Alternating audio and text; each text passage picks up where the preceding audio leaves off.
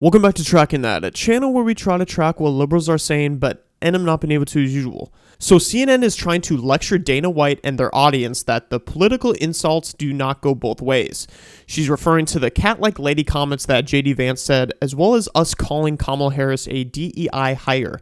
Of course, they're going to call that sexist and racist because those are the only two words they like to use, especially when they have no argument. But the CNN host is acting like they don't call Trump Hitler or a fascist or a racist or sexist or any other pejorative in the book that they use, and it's not only misleading, but it's very insulting. These terms are no longer insulting because they're just so watered down now. But Dana White wasn't having it with her, and so he put her in her place in a very respectful manner. Dana's just a nice guy. Campaign has already gotten pretty nasty.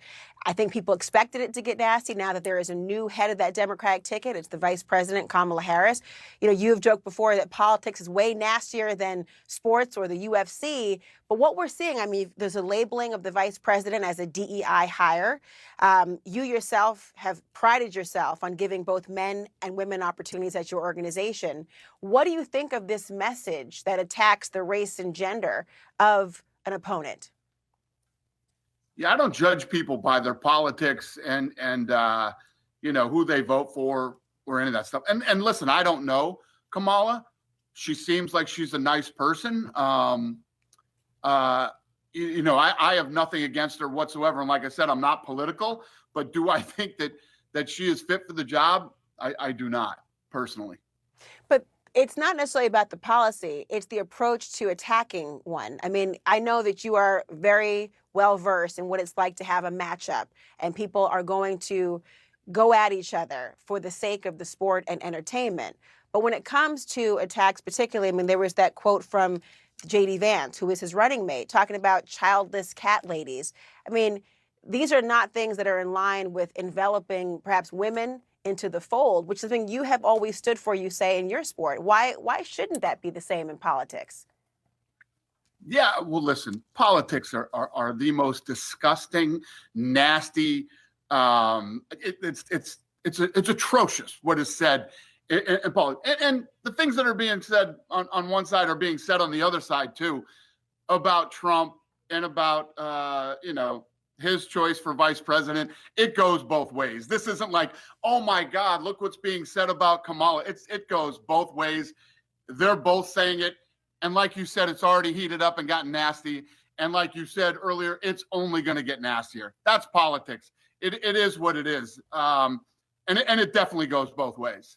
I don't know that it's going both ways to have the childless cat lady comment or a DEI hire. Who's calling you think that Vice President Kamala Harris is calling JD Vance a DEI hire, Dana? Come on. But either way, she's going to say other nasty stuff about both of them. It goes both ways.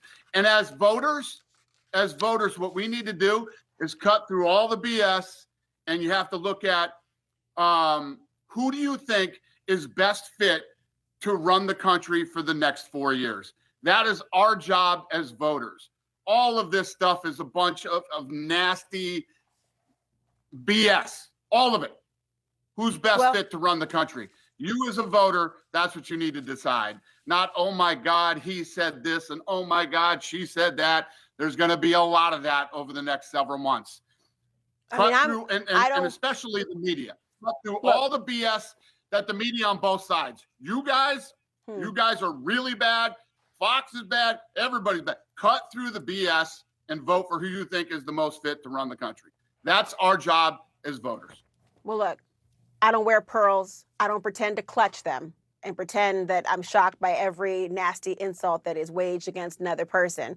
But I think your point, though, about the American people wanting to know who's best for the country, this is the issue. When people are focusing not on policy positions, but personal attacks that have nothing to do with what voters want to hear about, that detracts from the experience of voters making a decision, and that's the problem. And I'm going to just know when you say you guys are terrible, you clearly don't mean Laura Coates. But Dana, that's happening, by the way, right now. And you got this fight that everyone is actually talking about, not in Paris, but now in England. They might be a little mad at you these days, Dana.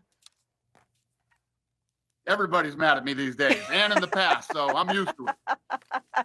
No wonder you get along with politicians. Dana White, nice to talk to you. Thank you so much. I definitely can't take her seriously when she says we need to cut through all the BS and the comments that politicians make and focus on just policy, because if we did that, then Trump would still be president, and it's very obvious CNN only results to personal and emotional attacks anyways. There's really never going to be a time in politics when it's just respectful conversations, because the difference between each other's views now is completely radical. It's no longer a conversation on what percent should we tax people argument. It's, do we protect children or do we abuse them? Do we save life or end life in both the war and the womb?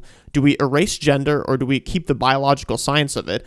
These are things that are unavoidable to roast each side on because they're just so different. It's because how can you make the claim to know what the American people want when you don't have children for yourself? We aren't targeting women that are incapable of pregnancy or anything. And the DEI reference has to do with Kamala having one of the worst presidential campaigns of all time back in 2020, basically calling Biden racist for him supporting busing back in the debates, and then she becomes vice president. I mean, give me a break. We aren't saying this for no reason. Who chooses a vice president after they just called him racist? But anyways, guys, that's all I have for today's video. Make sure you like, comment, and subscribe. Thank you.